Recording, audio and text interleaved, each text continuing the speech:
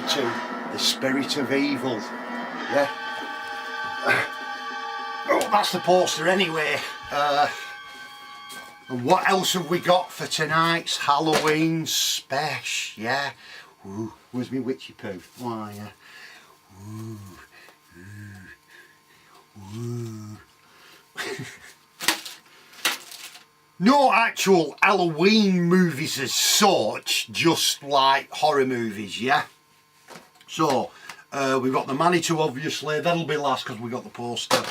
And the first two are... Oh! I just got it again recently for 50p, yeah? There we are. Can you see it? Alright. Amityville horror, yeah? I'll put a thing in. Yeah, Amityville horror, because I first saw this Amityville horror on a double bill with Phantasm, yeah.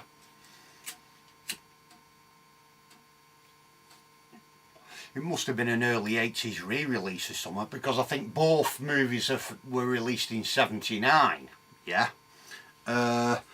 So yeah, the Amityville horror, ooh, what's that about? Ooh, as if you didn't know, yeah. The 79 version about the,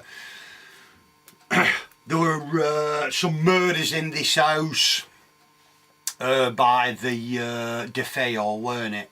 And a year later, where he killed his family, a year later, Lut's family move in, and all sorts of horror-inspired demonic manifestations, what have you, happen in the house. And a month later, they've just got to get out, yeah? As it said on the poster, innit? For God's sake, get out, yeah? What, at cinema? No. Of the house, yeah? That's the basic plot, setup and all that, yeah?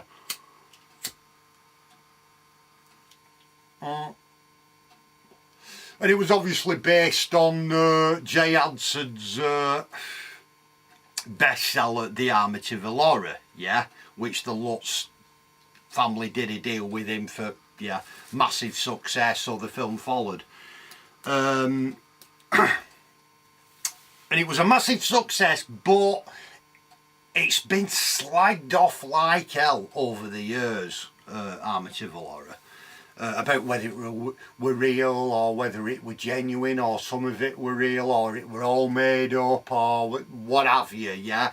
But ultimately, maybe a lot of people see the movie through that prism about it. Oh, it's all bullshit anyway, you know, we'll just watch this crappy horror. But for me, it doesn't really matter whether it's true or not, yeah? All you want is a decent kind of horror tale with a few scares here and there, and I'd go home happy, yeah? And it's the 79, I mean, they did the 56 sequels and the remake, weren't it? But the original one, I mean, it's okay. I mean, it's not one of the all-time great horror movies, I don't think, but it's alright. Certainly not as bad as some people have stated over the years. It's got all kind of, you know, the usual door slamming shut, yeah, creepy voices, things coming out of walls, blood, toilet plugs up with some black gooey liquid. There's like some kind of Geordie the pig waltzing around house. What else? Yeah, oh yeah, yeah, almost forgot. El's in basement, yeah, and all this. And it's alright.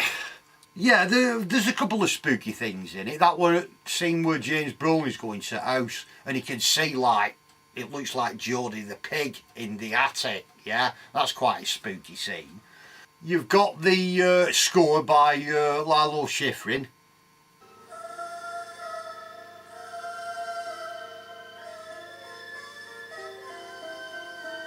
Spooky as hell. Yeah, good score to it. And but what the 56 sequels and the remake don't have, yeah, is Rod Steiger giving it both barrels, yeah, as the priest. I am a trained psychotherapist. I went into that house, and what I saw there was real. What I felt there was real. And what I heard there was real. Now, gentlemen, I have a family in my parish that's at great risk. I mean, like I said in my Waterloo review, where he plays Napoleon, where he outacts the entire Russian army, yeah, well, in this one, he outacts the devil, doesn't he? Give them strength of mind and body. Oh, Lord, I beg thee. Give them strength in the name of our Lord Jesus Christ. Oh, Lord. So you can't beat a bit of Rod going full boy, yeah? So at least it's got that as well. So overall, Amityville Horror, it's alright. I mean, the 2 disc set, you get a few documentaries on it, yeah, about Amityville fake or hoax or real or whatever, yeah, and them are worth a watch.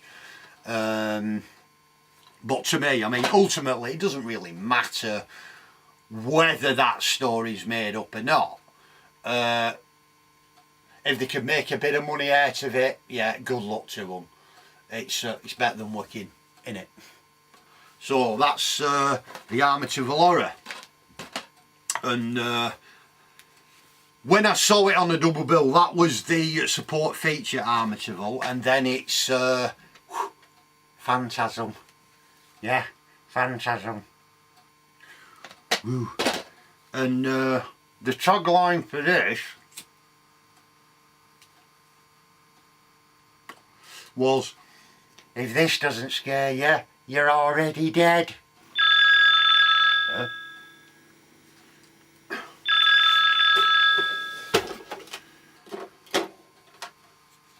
Yeah, hello, Durley Mansions. It didn't scare you? Then you're already dead, aren't you? Honest. Yeah, Phantasm. What's Phantasm? It's about these 2 guys, they're like brothers, and their mate, the legendary Reggie Bannister, ice cream salesman come alien dwarf annihilator, yeah, who take on this kind of tall guy who's in this mausoleum, and there's flying silver balls that fly into your head and suck all blood out, and there's little dwarfy guys, and it's other dimensions, and what's exactly going on, yeah? I haven't got a fucking clue. But you can understand why Phantasm's got a bit of a cult following, yeah? I mean, it's strictly B-movie stuff. Some acting's a bit B-movie-ish, and you can tell it's just B, but it's some imagery in it. Again, the mausoleum, yeah? That bit where he cuts off all the fingers at Tallman and it's all yellow blood, or the finger in the little box, yeah? Or some other stuff, yeah. Oh yeah, the Blompies showing the knockers. Yeah, see that. Oh, that scene with Bat in his when it comes up at back, like, yeah. And the first scene with the silver ball or sphere, what have you, that's a classic as well. But it again, good music again, yeah. It sets a certain atmosphere. I think it's more of a vibe, Phantasm, than a kind of, you know, coherent plot or anything. Because, I mean, at the end, you're not really sure whether it's a dream, what the hell's gone on, who is this tall guy, what are all these dwarf things, yeah. But it's, I don't know, there's something about it, Phantasm, where it's definitely worth a watch. And a decent one to watch on Halloween night, yeah? Yeah. Because if it doesn't scare you, you're already dead. So that's our double bill up to now. Amityville Horror and Phantasm. So what's our main feature tonight? For our Halloween conclusion. So a bit of figure. Yeah, the Manitou. 77 actually. It's part of 76-77 season, isn't it, Manitou? Originally saw it in cinema. The Spirit of Evil, good poster, yeah? And what is it about? The Manitou, yeah? Well, everybody's got a Manitou. It's like a kind of spirit in it, the Manitou, you know. The Indian shamans and all this, yeah?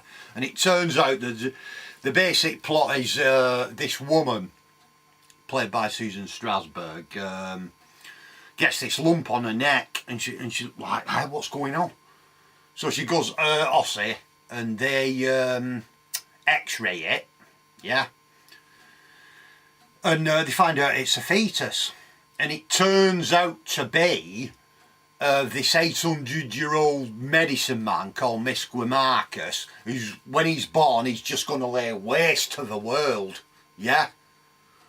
And can Tony Curtis, playing Harry Erskine, fakey type terror reader guy, can he stop it? Or what can they do to stop Misquamarcus, yeah, doing his magic?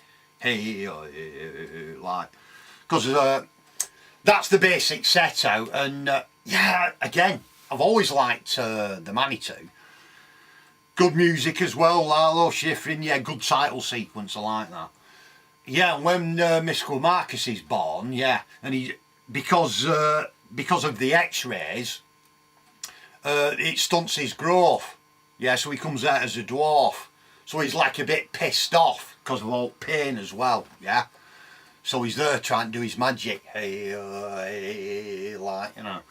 And this, of course, the solution is to get another medicine man to do battle with him, yeah. John Singing Rock. Can they do it? And the thing about the Manitou is that when you go through your favourite movies, you usually find that they've all got certain things in common that you like. And one of the things it always pops up in my favourite and it always pops up in my favourite movies where you always get a Goonie cameo, yeah? And in this one, you got Burgess Meredith with his plastic beard, you know, just stuck on, yes. And for start of that conversation, he takes, no, this is all myth, this. It's not true, it's myth.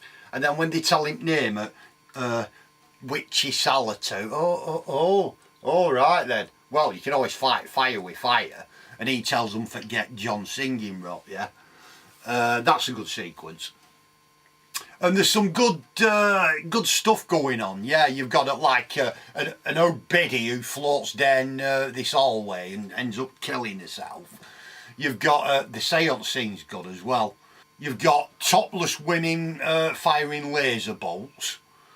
And it's just generally, yeah, it's excellent, the Manitou. It's a good fun and horror type adventure, yeah.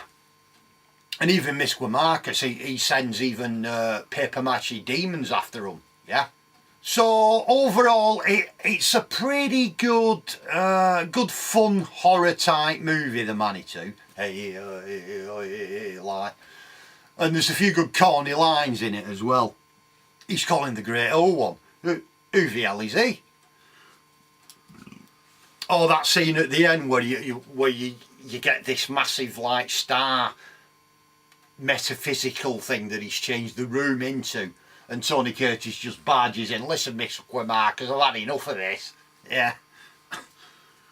So yeah, highly recommended the Manitou, cause it's the Spirit of Evil, innit? Like, you know, buzzing. So that's our Halloween 77-76 as well type thing in one go. That's our triple bill. Amityville Horror, Phantasm and the Manitou, yeah. And if you've never seen them, see them. And if you've seen them, see them again. Yeah. So that's it for this Halloween. Hope you enjoyed it, and see you later.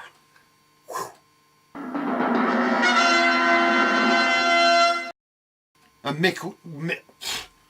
honest.